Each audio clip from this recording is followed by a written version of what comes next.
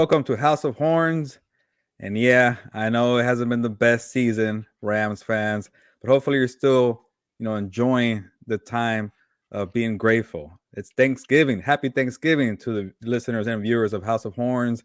And Victor, before I introduce you properly, because you need a proper introduction, let's be grateful. Rams fans, Yes. we have a lot to be grateful for.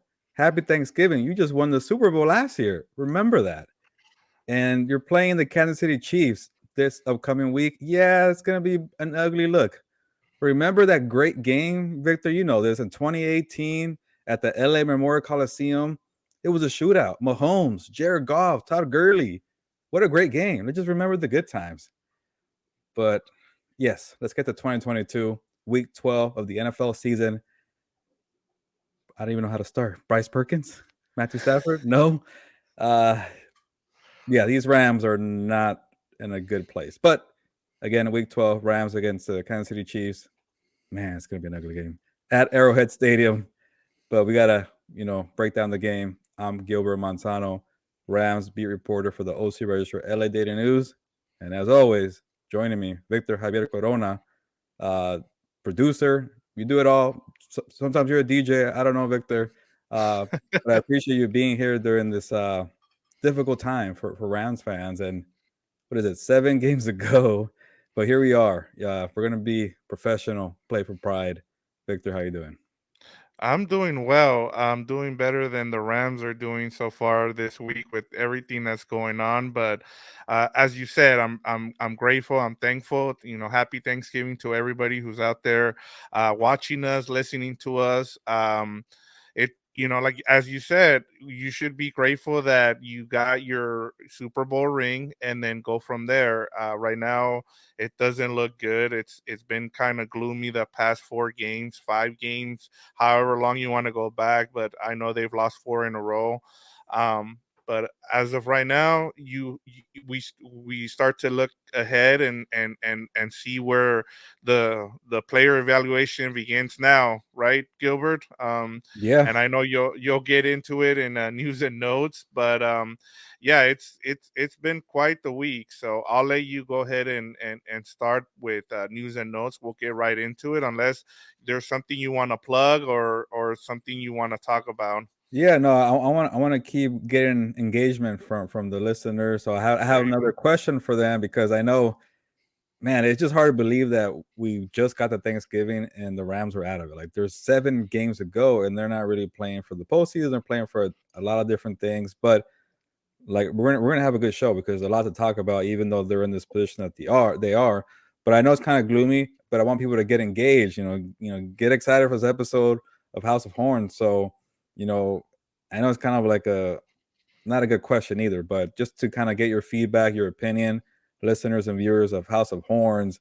The big question going around now with the Rams is: should Matthew Stafford be shut down for the rest of the season? Like we mentioned, they're 3-7. They're not doing well. 7 games to go. Sean McVay finally admitted that Stafford had a concussion, which he suffered in that Tampa Bay game. Went to the concussion protocol for 2 weeks. Missed the Arizona game. Came back for the Saints game, and then he felt numbness in his legs. I'll get into it more, but when you hear all that and you're thinking about health and player safety, I think is the time to shut down Matthew Stafford. But I want to hear your opinion, listeners and viewers of House of Horns. Should Matthew Stafford be shut down for the rest of the year? Please comment under this video.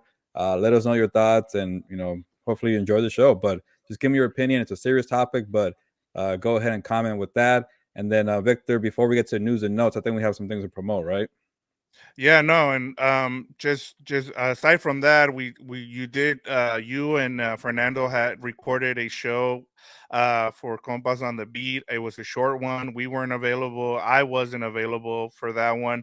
Neither was Dan and Dago. So, but I was able to catch you guys. Had a lot of good stuff on there. Your regular NFL news and notes there. So it's something that you want to go and check out if you're a big fan of the NFL. But aside from that, I just wanted to say that we have a great show for you guys. As you said, like, don't just because things are kind of gloomy with the Rams, we still have your news and notes, we have your player matchups, we have your keys to the game, and also the House of Horns mailbag. We continue to get Yeah. good questions, so we'll get to that as well. And then, of course, our game predictions, Gilbert. But we have a really good show for you guys. So yeah. Yeah, me trying to extend my stay in New Orleans, kind of threw off the whole week, and it was Thanksgiving week. So, yeah, very short episode of Compas on the Beat, but that is the flagship network station of just talking the whole NFL here on the Compas on the Beat network. And we also have Compas FC. It's a soccer uh, temporary show. We'll see. We'll keep it. I don't know about Fernando. He's a soccer head, but it is a World Cup time. So check that out if you're into the World Cup. Compas FC. So planning to promote. We could talk about it all day, but let's get into it, Victor. I am ready for news and notes. Right, that is a segment, right? News and track. Yes, yes. I mean, there's a lot going on, between a couple of players getting waived, another player getting signed to the practice Yep. squad because of Stafford. So I'll let you get to it. I just wanted to give everybody a preview. So go ahead and get us started with news and notes, Gilbert. Yeah, I just had to stop one of the cats from running through. So close call. There you They're go. trying to Nice make an save. appearance. But yes, I'll start off with an injury. Actually, a lot of injuries. Like I guess I'll break it down this way because we're all waiting for the Matthew Stafford update when Sean McVay goes to the podium, and he's just going off with a long list of injuries. And there was so much that I missed because we're just like, okay, I can't write all this down. This is too much. Can we get to Stafford? It's like, whoa, you heard Allen Robinson, and then you heard Ashawn Robinson, the two Robinson, and then you heard a bunch of linemen that are hurt again. So, but the biggest one, he's pretty much out for the season. Defensive tackle Ashawn Robinson suffered a torn meniscus. He is scheduled for surgery.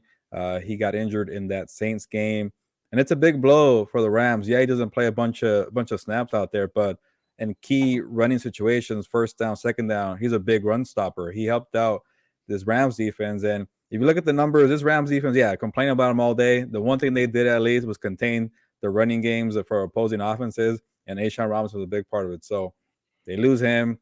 That's going to be a big blow. And then more lineman injuries and every single week. And it's going to be 12 for 12 for the combos here, number 12 here, combo. Yeah. We're at our favorite Asian restaurant looking for something to eat. So, Actually, it would be number 11 if you take the buy off. So it would be combination number 11 yeah, because you got the I'm buy. ahead. Sorry. Yeah. Yeah. And I bet you they play that week too. They yeah. They probably had a Combo. combination for the buy. Okay. Now I know what I'm thinking. They've had 12 offensive linemen starting games, and they've had 11 combos. But all the numbers. Somebody told me that's never happened in NFL history, at least the Super Bowl era. So yeah, it's unprecedented. That's what Sean McVay says. So it's been a lot of new things in the season. But yeah, left tackle Ty Nsekhe has an ankle injury. They're not ruling him out just yet for this Chiefs game. I don't know why or why not, because I saw him walking out in crutches in a brace. It did not look like he's ready to play, Ty Nsekhe. Center Brian Allen missed another practice. He's dealing with that thumb injury. I don't know if he's going to play this week. Doesn't look like it. And then your reliable tight end, Tyler Higbee, has knee swelling. And then Allen Robinson was limited because of an ankle injury. And then Matt Skura, who became the 12th offensive lineman to start in the game, also dealing with an injury. But Matt Skura, Allen Robinson did manage to practice Wednesday, so maybe that means they'll be ready to go for game time. And I'm not even sure Matt Skura is going to play because of these different combos. Higbee one, it could be a little concerning. And then get to some actual notes here that are not injury related. One kind of positive story, or at least heartwarming story, is the Rams signed quarterback Case Cookis to the practice squad, and he is a local, very, very local. The Rams train in Thousand Oaks at Cal Lutheran University, 5 minutes away from there. Case Cookis grew up, and that's where his family home is located. He went back to the parents' home after he got signed by the Rams, so for him, it's kind of cool. I spoke to him in the locker room saying like he went to Thousand Oaks High School, the Lancers, so he's TO born and bred for Case Cookis. So that's a pretty good story for him. And then the last note I have here, remember when I told you guys that Bobby Wagner was saying, hey, you have choices. And that was after the Cardinals game. They lost. And, you could tell the season's about to be over for them. And I asked him, hey, how the players respond to your choices? You know, are they there playing for pride? They're, you know, are they there to show you the effort? And he's like, he just looked at me like, seriously, like, we're here, we're showing up. So I don't think players have checked out. You got to check in sometimes to see if players have checked out. But Bobby Wagner says no, that's not the case. So 7 more games to go, Victor. Yeah, no, and he's going to be someone that's key in terms of what we just talked about earlier about the player development going forward, especially with the young guys as we start to see a lot of the young guys, and in our storylines, it's going to be something we're going to talk about Darrell Henderson and Hollins, as you talked. Justin Hollins was someone that you actually talked about, and I kind of want to give you credit for that as we get into storylines in a little bit. But yeah, it's it's there's a lot there, but I actually wanted to talk about Kukas just before we kind of Yeah, move on. This is his fifth team that he's been on in terms of trying to catch on. I did see him for about a minute when he was with the Raiders. He played in a couple of preseason games. And he's been in the USFL, but he's a great story. There's a chance that we might have covered him, you and I, uh, when we were covering high school football, but I sounds have to about go right. back. Yeah. I know I've covered some of those teams in the Marmoni League, so and where that's where he comes from. So that would have been a cool story if we actually remember, because I don't remember if I covered a Thousand Oaks high school game, but Yeah, I definitely did cover Thousand Oaks, but I think that was before his time. I'm gonna date myself. I'm not that old, but yeah. I started covering high school 2012, 2013, and 14. It might have been like one of his, like, maybe it covered a freshman year for him or something. Then he went to Northern Arizona University. So, but when they signed him, I'm like, the name sounds very familiar, and I'm like, oh, it's because of the Raiders. And I was like, oh, he also played at Thousand Oaks High School. So Yeah. yeah, it is kind of a cool story though for him. He was so excited in the locker room just to be there. Like, he grew up 5 minutes away from there, and to be a professional. His dad's a Rams fan, so uh, he told me that all the other teams that you mentioned, the Canadian Football League, the USFL, all these other gears and clothes of other teams, he did not want to wear it. When he offered a Rams hat, he got excited. The dad did. Oh, that's cool. That's good to hear, man. Those are the kind of cool stories, especially in a lost season like this one is for the Rams. You always want to find those nice stories. But let's get to storylines for the Rams and Chiefs here. And where do you want to start with the Rams? Yeah, let's go. Let's get more into the Matthew Stafford situation. He is back in the concussion protocol. You know, the second time in what, two? Well, I guess they cleared him the Friday before the Saints game, so it was a very short stint away from the protocol. He's back in now, and it's just a very confusing kind of scenario because I get that McVay is trying to maybe keep the privacy for Stafford because, like, Stafford is such a competitor. Like, he wants to play every single time. Like I'm never gonna doubt this guy's toughness because of what I saw in Detroit. Like, his rookie year, I think he had like a separated shoulder and he kept playing or whatever it was. That memorable game where they kept carrying him around. I forget what the injury was, but from the beginning, this guy's been tough.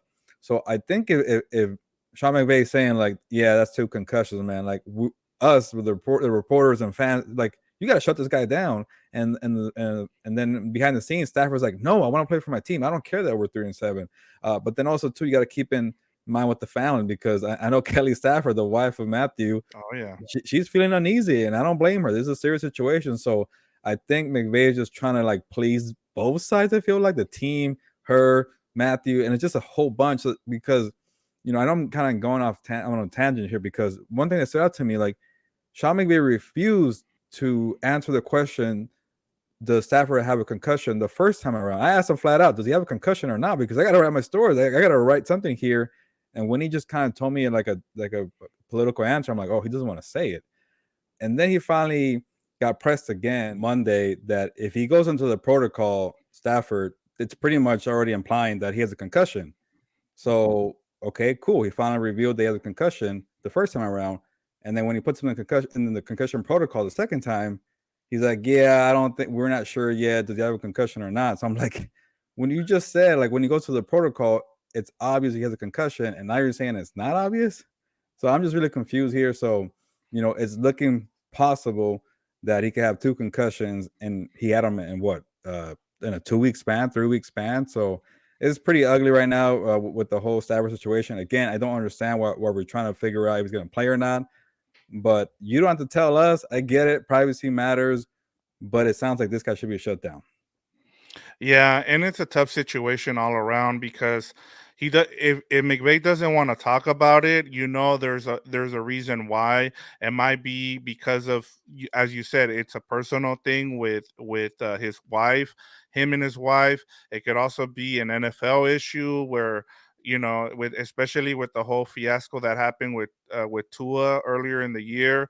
I mean, I've seen people very upset, especially since that happened with Tua, that there's been a couple of players who were ruled out even before there was an actual concussion was made was came about, and they were like, I didn't even get concussed and I was ruled out, so I have no idea why I was ruled out. So there's a lot there, and I understand that the NFL is trying just to make sure that they don't get themselves in trouble again, especially after what happened with that. So I McVay is gonna try to be a little bit safe here, especially with reporters, to make sure that he doesn't get things out of order there, and it's very understandable in terms of that.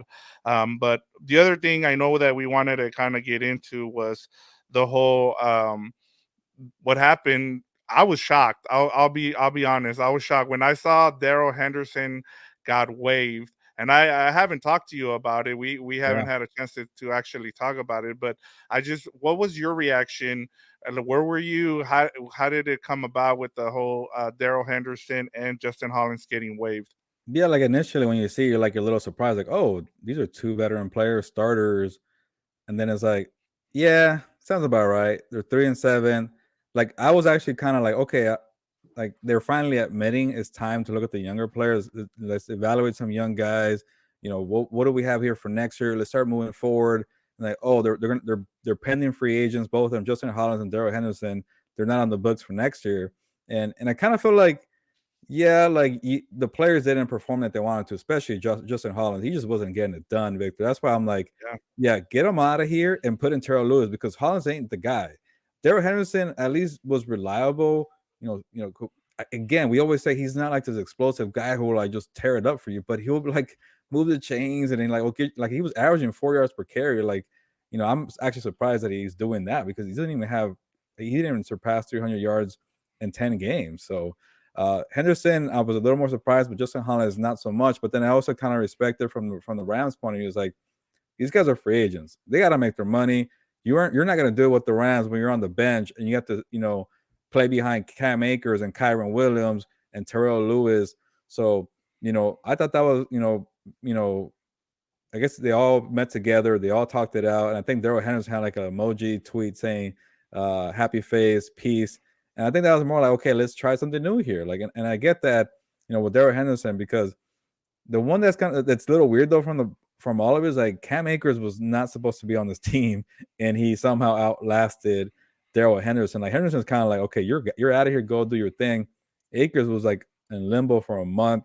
I think he has one more year on the contract, and he has a little more potential than Darrell Henderson. But you know, if I'm the Rams, you start giving Kyren Williams a bunch of carries. I don't want to see Cam Akers with like 15, 17 touches and Kyren Williams getting like 5. So give it to Kyren Williams. He's a guy you got to lean on for the future. And then I don't know about Terrell Lewis, Victor. He does, like he beats his man. He gets some pressure.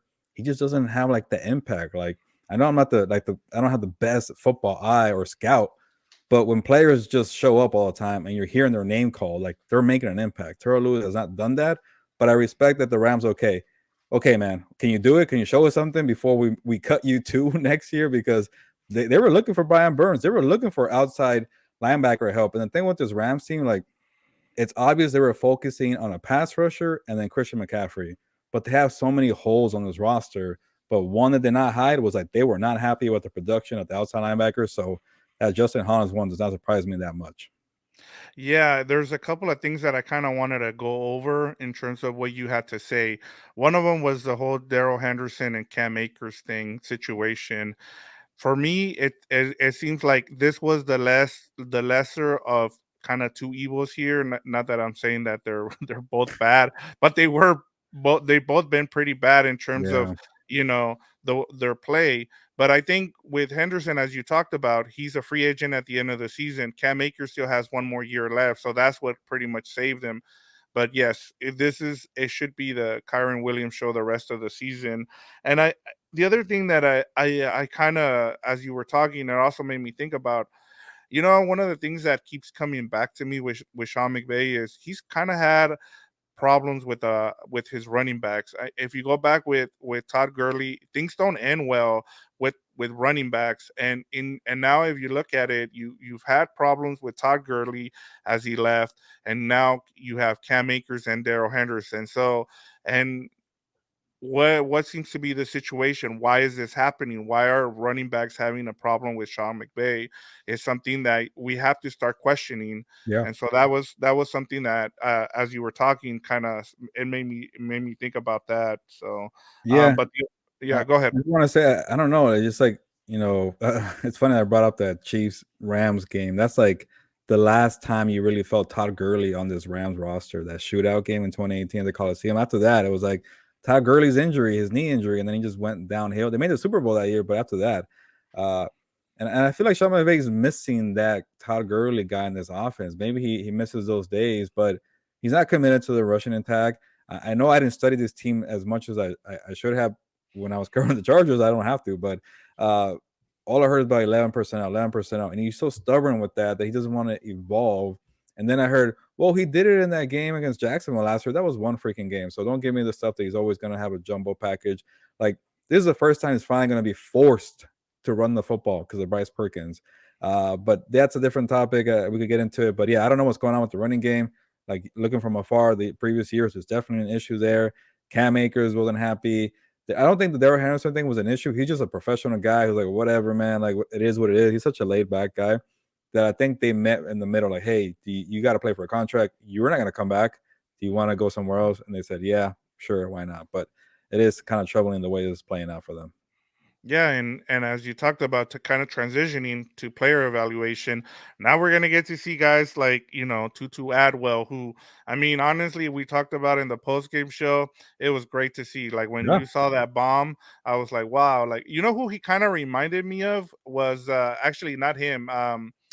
It was Van Jefferson is another guy who's going to start getting evaluated as well. I know we didn't put him on the list here, but Terrell Lewis you talked about, and then Kyren Williams we also talked about, and then, Bryce Perkins. This is his time now. Especially, we don't know when Stafford's going to come back, so that's another guy. But what do you think, in terms of player evaluation? What do they need to see going forward? Yeah, I know I'm gonna mention Bryce Perkins a little later, but real quick, I haven't mentioned the weird thing with Sean McVay again is probably like just trying to keep some kind of level of mystery. I don't know why at this point, but he didn't even commit to Bryce Perkins as a starter on Sunday. I don't get it. Like, you think John Wolfer, who is coming back from the neck injury, who's barely practicing, gonna be your starter? Don't give me that. Case Cook is no. Bryce Perkins should be the starter. I don't get why. And the other thing too, speaking of the post game show, Victor, like, you know, when he mentioned that Stafford was feeling numbness in his legs, that explains to me why he kept touching his knee. I mean, I think I mentioned in the postgame show, like when he went to the blue tent and he came out, he kept messing with his knee. I'm like, is it for a knee injury? And then you hear it's for evaluation for concussion, but to not feel his legs and his knees, man, that's a scary thing to hear. So that's one thing I forgot to mention. But going to the player evaluations, we nailed it last week. We said, hey, time to focus on the young guys. Tutu Atwell finally got going. I know it was one play, but just to see that the player's so happy for Tutu because, he's been struggling, second round pick, a lot of pressure. His job is to create downfield. And can you blame the guy when you need people to help you get downfield? Can you block? Can you have a balanced attack? Because yeah, I've seen him a couple of times where he gets pressed at the line of scrimmage, he falls back, he's just too small. He's got to get more of a route tree going for him. But sometimes you got to let the guy do what he does best, and let's get downfield. I like his hands. He has good toughness when goes up in the air. But he beat those guys. Two guys fell trying to chase him. So that was cool to see for Tutu Atwell. Kyren Williams, man, he only got 7 carries, but he almost got 40 yards. So, I was surprised they kind of gave him more run because Liam Cohen, the OC for the Rams, kept saying like, yeah, you see the pop, you see the burst, but man, he was kind of making mistakes when it was up tempo. When we were trying to play fast, he's not catching, he's not getting it going, missed assignments, and I guess they're okay with eating the mistakes right now, which is good. You got to see these players develop, make the mistakes, and then do that. But hopefully, Bryce Perkins does play. He qualifies as a young guy, year 3, first career start. I want to see how he does in this new look offense. Yeah, no, and it'll be exciting. I mean, especially for Ram fans who have been used to the last couple of years, with either Jared Goff or Matt Stafford. Now you have a mobile quarterback that you can get excited about. Doing some stuff that you haven't seen before in this offense, and we'll see what Sean McVay can scheme up. I know you were talking about the whole 11 personnel situation with him and in terms of what we can see from Bryce Perkins, it'll be nice to see something a little different, even even if they stay in the 11 personnel. Just seeing what he can do with the mobile quarterback, I think we got a little glimpse in the second half against the Saints. But yeah, he's somebody to watch, especially as the rest of the season goes. Um, Yeah, Go ahead. Bryce Perkins, first career start against Patrick Mahomes, Travis Kelce at Arrowhead Stadium. That should be fun.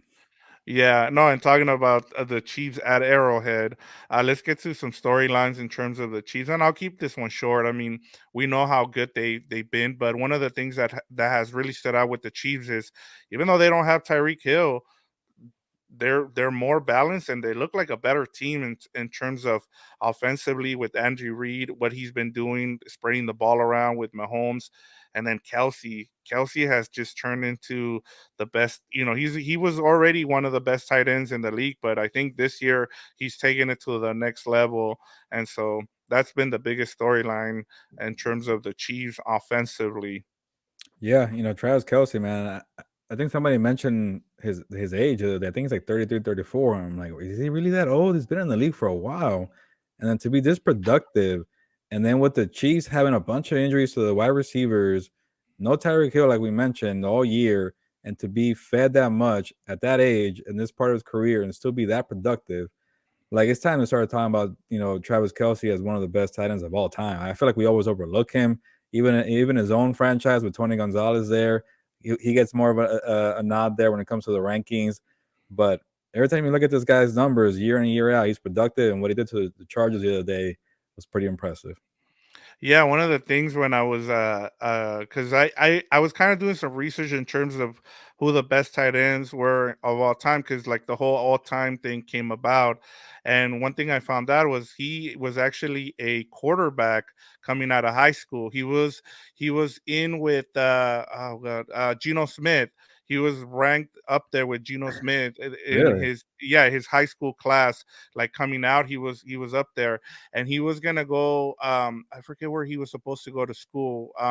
And so he ended up at Cincinnati, and then that's why he's kind of older in terms. He's not as beat up because he didn't start playing tight end till later on in his career. So once he went to Cincinnati, that's when he started playing tight end, and he played all 4 years there. That's why he's an older tight end, and he's not as beat up. So Makes sense. um, yeah, exactly. So, hey, that's why he's been so good. Like somebody said, I was having a little back and forth about Gronk and him, and they're like, yeah, they're the same age, and I was like, wow, I didn't realize that.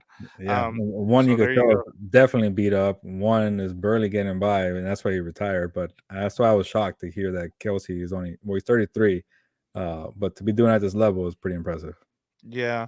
And then moving on to the defense, one of the things I noticed this year is that they usually start really slow, and they've kind of bucked that trend this year. They've actually been really good since the beginning. They were like one of the best run stopping teams in the league, and then that's kind of gone away. Teams have started to run on them, but you still have Chris Jones in the middle there. And one of the things that Steve Spagnuolo has done this year is he has three or four rookies starting at a time. You know, you have Trent McDuffie, and then you have Jalen Watson, who had that pick six against the Chargers for the win earlier in the year at Arrowhead. And they have a rookie safety Cook, I think, also coming in, and so he's been able to do all this with a young secondary. You know, and then Chris Jones should be in the running for Defensive Player of the Year. If you looked at that Charger game late in the game against Justin Herbert, he was in on every play and was part of the reason why he ended up throwing a interception late in the game. So he's another guy you have to keep an eye on in terms, I'm sure he's going to eat against a banged up offensive line, for the Rams. And so that's pretty much the storylines in terms of the Chiefs. And they're still the class of the AFC, man. We both picked different teams to win that division, and because we wanted something new. And Yeah. honestly, they're still the same old Chiefs, and they're going to continue to be as long as they have Mahomes and Andy Reid. Yeah, I'm still kicking myself because pretty much the whole offseason, I'm like, I'm not buying these Chargers. They do this every single time. And then for like a split second, I leave the Chargers. I'm like, hey, maybe the Chargers could do it. And I went away from my Chiefs pick because I kept saying Chiefs, Chiefs, Chiefs every single time I was asked. And then the final episode, we're like, hey, it's time. This is time for your predictions. I went with the Chargers. I hate myself for that. And the Chiefs are just running this division. And the funny thing is, like, you always focus on the offense and we always crap on their defense. But like, when you win 6 division titles in a row, like your defense is doing something right? Yeah. But Yeah, and they always figure it out somehow. And like they get into November, and then Spagnuolo does his little magic thing, and then next thing you know, like they have one of the top defenses going into the playoffs. I don't know how they do it, but they have really good linebackers as well. And I haven't even mentioned their linebackers. You have Bolton and Gay there, and they're both really good. So those they have speed, and they drive. Like they've taken advantage. They took those picks they got for Tyreek Hill, and they've used it on this defense, and that's how you build, especially when you have someone like Patrick Mahomes. But let's get to player matchups to watch. Who do you have this week? I know there's slim pickings, right? yeah, you're gonna take one, and it's an obvious one. It's a good one, and so, but I still I saved the Rams offense for the other portion that we have here. So I want to see what this Rams defense does without a Sean Robinson because, like, let's be real, they pretty much have no chance to beat the Chiefs, I believe. But they got there goes an appearance I from the see cat him. in I the see background. Benito there. Yeah, but if this team is balanced with their passing game and their running game, they have no chance in hell that we could go that route. So keep them on balance. So let's see what the Rams defense could do against Isaiah Pacheco, right? Like he kind of came out of nowhere. I think Pacheco got some love early in the season, didn't really do too much, and then he started like slowly getting more carries. And Pacheco had a good game against the Chargers. I watched that Sunday Night Football game from New Orleans. Hey, this Pacheco kid is pretty good, but then again, the Chargers' run defense is pretty bad, so you don't know. But the Rams' run defense is pretty good. It's just they're going to be doing without Ashawn Robinson. So maybe some other guys come in, like a Michael Hoyt. Like I haven't brought up Michael Hoyt as a young guy. You don't think about Michael Hoyt because he's undrafted and been there for 3 years, more special teams. But the Rams mention him as a guy they want to see more of, like either on the outside or on the inside. He's kind of a two-way defensive lineman. So maybe Michael Hoyt, Marquise Copeland. I want to say Bobby Brown's another guy. So they got to get some guys to replace Ashawn Robinson. And if Pacheco's doing something, because I think Clyde Edwards-Helaire went to IR, so he won't be around. But if Pacheco's getting a running game, doing well in that Andy Reid system, you have no chance in hell when it's a balanced attack for Patrick Mahomes. So at least eliminate that part and then see what happens with Mahomes and Kelce and the rest of the gang. Yeah, and one of my biggest criticism with Andy Reid has been over the years is especially the last few years he's had a big offensive line, and yet he refuses to run the ball. I sound like a broken record, especially talking about offensive line and running the ball. But with him, is he's got one of the best. They spent the money, getting Orlando Brown, tuning from the Patriots, and they have a really good offensive line, and he refuses to run the ball. And I get it, when you have someone like Patrick Mahomes, hey man, let him do whatever you need to do. He's gonna get, they've been successful, as you talked about, with all the AFC West titles that they have. But I'm glad that to see that he's finally committed to the run. And yeah, he's Isaiah Pacheco, another find for them in the seventh round. I don't know how Yeah. they do it. They always find these players, that nobody hears about, and they turn them into gems. But yeah, I'm Andy Reid. He's gonna put a stamp on this game. And I don't know how this game will go, but it's not going to be pretty, as you talked about. Yeah, it's gonna be ugly. Travis Kelce, Mahomes, and they got other.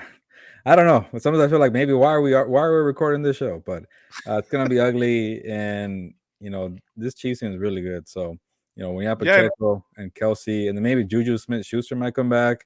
Kadarius Toney is hurt, so I don't know. We'll see. yeah, no, and for me, my player matchup is going to be Travis Kelce against the Rams defense. And honestly, I've seen so many different ways of having followed the AFC West for so long, like. It gets to the point where you just keep continue to hear people. Well, this is how you stop Kelsey, and I kept hearing, well, Derwin James is the answer. You put Derwin James on him, and then of course they run the same play they ran last year for the game winner against the Chargers again this week, and they burned Derwin James. So he's just unstoppable. He's been impressive with what he's done. There's Benito. He wants to be part of the. I guess he heard Kelsey and he was excited about hearing about Kelsey. But yeah, he's been all world, the best tight end in the NFL for a couple years now, and he's taken it to the next level. And who they put on him, whether it's Ramsey, you have to start with him, and maybe bracket him, and then see if the rest of the guys, try to let the other guys beat you. But I know an impossible task, but he's the guy you have to try to stop if you're the Rams defense. Yeah, I wonder how the secondary is going to approach this because one guy that I know people are frustrated with is Taylor Rapp. Like the safety's been struggling. Nick Scott's been okay. They don't have Jordan Fuller. Like Jordan Fuller, like at this point, why even come back? He's been on IR for the last few weeks. Troy Hill. You have Jalen Ramsey. Again, they keep trying to play David Long, but no, we've seen enough of David Long. You don't need to play anymore. Putting Kobe Durant, who doesn't play. I want to see Darion Kendrick. So I want to see. I get you're facing Travis Kelce. You want your best veteran players, but again, you're 3-7. So I don't know. Let some of these young guys who are feisty, who are not afraid of the moment, create a turnover, or just say F it. Jalen Ramsey, man, we're paying you a bunch of money. You got cooked last week. Go defend Travis Kelce because you're the star, not just star player. You're the star role. And when you're in the star role, Raheem Morris, you're all over the field. So you're gonna get some action against Kelce. But at some point, man, Ramsey, go get your money. Yeah, and I want to see that. I want to see, and these are the moments that Ramsey was brought in for. Like, go and take the challenge, and go and shut Kelsey, and go shut him down, and it'll be a big boost for the defense. But let's get to our keys to the game. I'll let you go ahead and start. I know you wanted to talk about Yeah. one side of the ball here. This is where I'm a weirdo. Probably this is where the enjoyment I'm gonna get. Yeah, I don't want to see Mahomes against this defense. This defense just is they're boring. They don't get turnovers. They have no chance against Patrick Mahomes. I want to see now that Sean McVay has no choice but to become a run heavy offense. Bryce Perkins, Cam Akers, Kyren Williams, like that is the keys to the game. Like if you control the clock and you're doing what you did with against the Saints and you have 148 rushing yards, that could be an exciting kind of blend of football. Like think about the Baltimore Ravens. Maybe not the 49ers, they run heavy, but you don't have like a Christian McCaffrey. But the Ravens, they just have a smash mouth football, and what's coming. It's a running game that's coming at you, and you can't stop it. Just keep going, going, going. And I know Bryce Perkins is not Lamar Jackson, he's not Justin Fields, whatever, but he's mobile. He could create on his own. Like, say guys are making plays, okay, whatever, go run, go get 20 yards on a scramble. And I didn't really get to enjoy too much of the Bryce Perkins experience because I was focused on Stafford and the game was pretty much over, so I was kind of doing a bunch of stuff. But you look at the stat sheet and they get the 148 rushing yards. He did okay from what I saw. I know he had a couple of overthrows. He missed a couple of players in the passing game. I get that. He's got to be better with that. You can't have a shootout with Patrick Mahomes or you're missing throws by a few feet. But I just want to see this running game experience. So that's why maybe you get the coin flip, you win, take the ball, just just get in a rhythm and extend the game with long drives, and then you get the defense to rest. The defense been complaining they never get to rest, and maybe if they're rested, leads to takeaways. I just want to see the experience here. What do you cook up? What do you game plan? None of this excuse like there's not enough time here to revamp the offense or the system. No, you have no choice. Go ahead and run these bootlegs, play actions, and design runs for Bryce Perkins. And I want to see what Kyren Williams and Cam Akers do with him. Yeah, because what do you have to lose at this point? I mean, throw the kitchen sink at them, like at this point, play around, man. Like, get ready for next season, experiment here with different kind of designs, plays, and whatever you want to do. Like, I'm with you, man. Like, run some of that, take some of those concepts that you see with Lamar Jackson and the Baltimore Ravens, and kind of go ahead and do whatever you want. This is the time. Like, what are you gonna keep playing 11 personnel? Like, nobody knows what you're running. Like, yeah, like go ahead and surprise Andy Reid. Like, eventually, if you're Sean McVay and you want to be known as one of the top play callers in the league, like, hey, go and just out coach, kind of like what Bill Belichick does with a lot of those young quarterbacks. Do the same thing. Like, hey, take advantage of Steve Spagnuolo's blitzing and run the ball at him. Maybe you can get away and you keep it close and you have a chance at the end to upset the Chiefs, kind of like the Colts did. Nobody saw the Colts beating the Chiefs, and we've seen week to week this year, Gilbert. Forgot about We've that. seen Yeah, we've seen week to week that there's been upsets. We almost saw the Colts beat the Eagles, after all the stuff that the Colts went through and having a rookie guy that they brought from ESPN. So you never know. But And I really, and you we go ahead. saw Saudi Arabia beat Argentina. See, I know some soccer stuff too. Anything Yeah, there you happens. go. I just wanted Yeah. to show off my soccer knowledge. There you go. Yeah, or it could turn into a 7-0 game, kind of like what we saw with Spain and Costa Rica. So, Wow. uh, Okay. Totally yeah, no, different. we don't want to see that. The opposite. Oh man. But for me, the key for me is you just pray that Mahomes has an off day. Honestly, kind of like what happened against the Colts, where you can keep it close. They turn the ball over. Mahomes just, kind of. I think one of the terms you use is does the whole backyard football thing, and he just decides it's Thanksgiving and he's wanting to help out the Rams because they're having a tough season, and he's just out there giving away the football. So for me, that's the key. Hopefully you catch Mahomes. He's like, hey, I had a good Thanksgiving weekend, and now I'm feeling the effects of the turkey, and I'm gonna go ahead and give away some turnovers here. So that's the only thing I can see here in terms of for a key for the Rams to win this game. Pray Mahomes has a bad game. Okay, that's a good Yeah, key to the game. I like it. yeah, there you go. All right, let's get to our House of Horns mailbag. We have two this week, Gilbert. We have True to the game 209. He also was on our post game show and he chimed in with the question. But this week, he says Williams might be the man now. Him and Akers took the backfield. Williams look like the type of running back McVay always wanted. So, what do you think? Is he the kind of running back that McVay has always wanted? Uh, I'm not ready to say all that. You know, I've seen some glimpses here and there, and I'm guessing he's always wanted since Todd Gurley. That's what I'm assuming because he's had Todd Gurley, and that's the best of the best for him. But yeah, they keep like kind of like taking chances on running backs. Like you know how we mentioned like the Chiefs just draft one and just plug them in there like Pacheco. Like they did it with Darrell Henderson. He's already gone. He made it through almost his rookie deal. He never did anything. Like that's why coming into the season, I'm like, why are they trying to keep going with the Darrell Henderson experience? Like he's nice, but he's not that great. And then here we are, he got waived. The Cam Akers experience, he was a second round pick. They tried again. Should I already say it did not work? Unless something happens in the final month of the season and he goes off and they keep him and he kind of builds on that.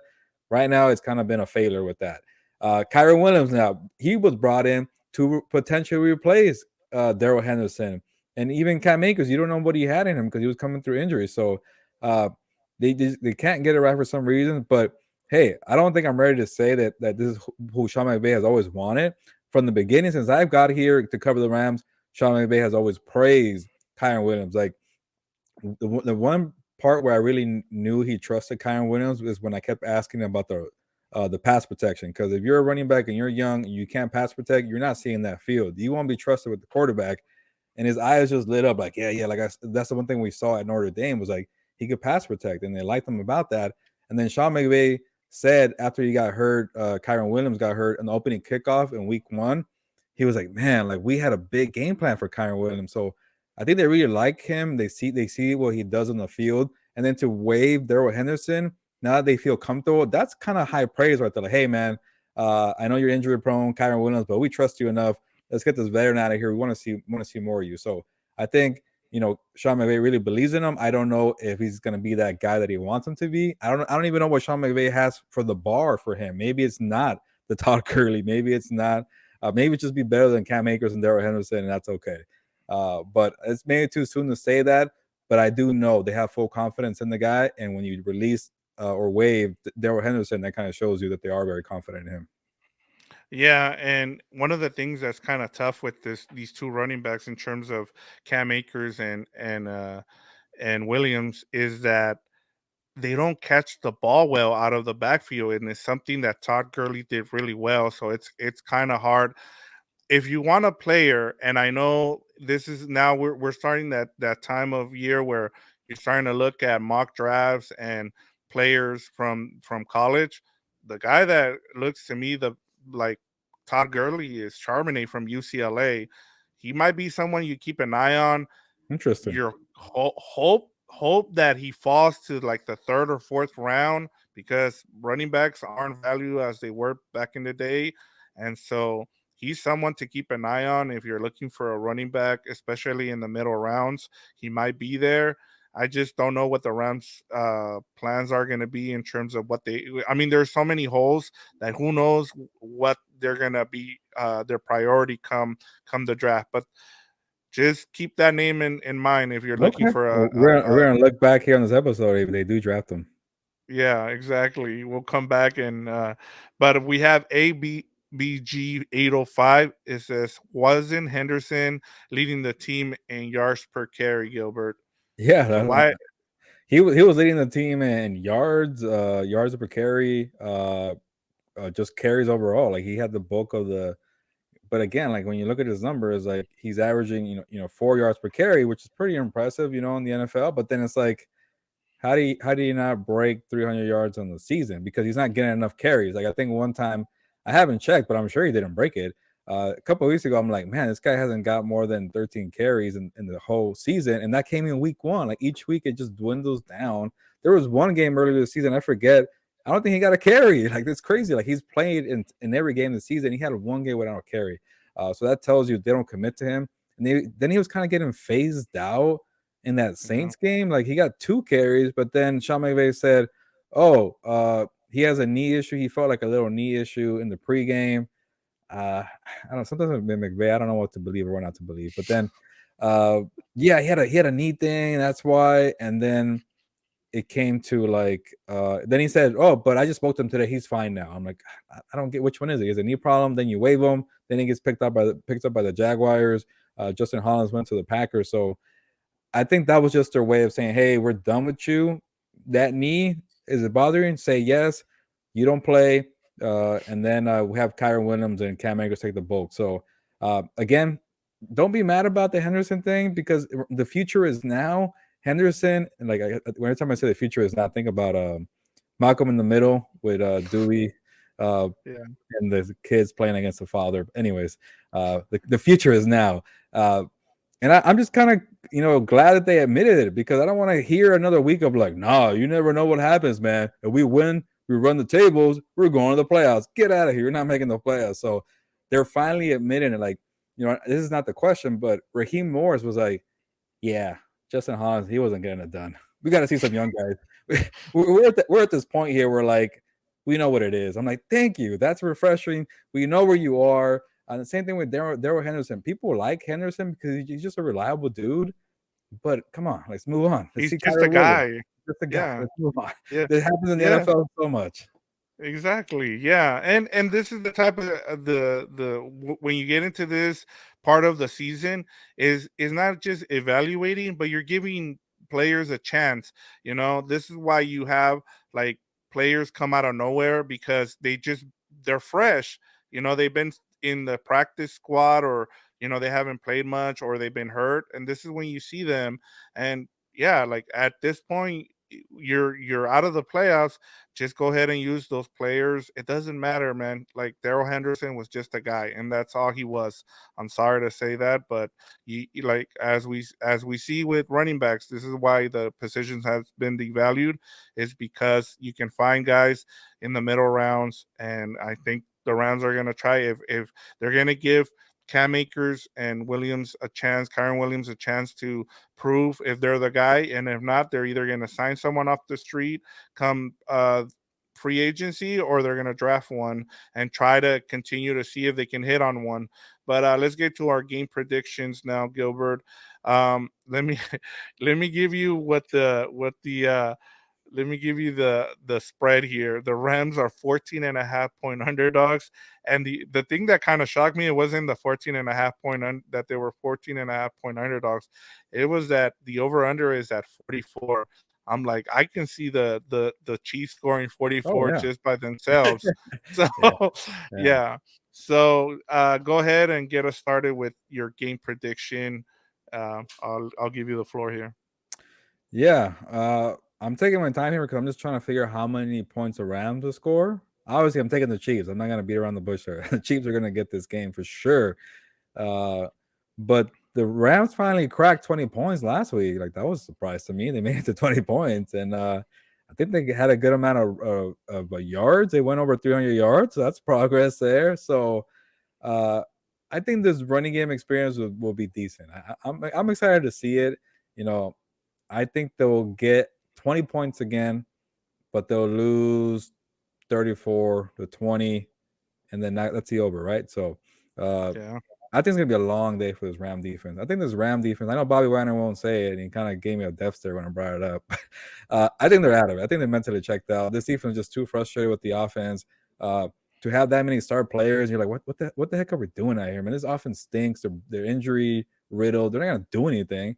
And then the whole takeaways thing, like that's getting on them mentally. It's like a weight on them now. So it's gonna be a bad day for the defense. I feel like I used to like this defense. I don't know what happened.